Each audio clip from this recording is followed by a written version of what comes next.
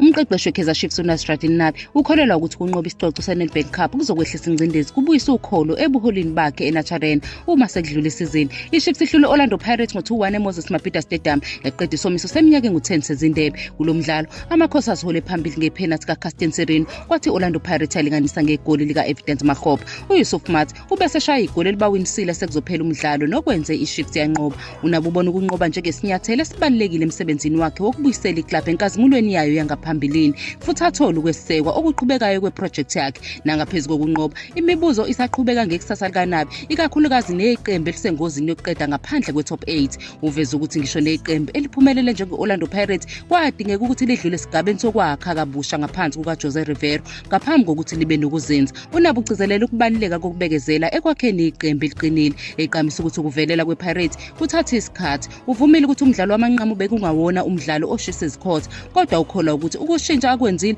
okuhlanganisa nokufaka umduduzi Shabalala kubuyisa ukulingana namandla okusize ukuthi bathole umphumela. Uphinde waphawula ngobukhulu bengcindezi abadlali nabalandeli bemaganga ukuqeda isikhathi eside belindisa iliva. Unethemba lokuthi le win izosho ukuqala kwesahluko esisha kuleli qembu.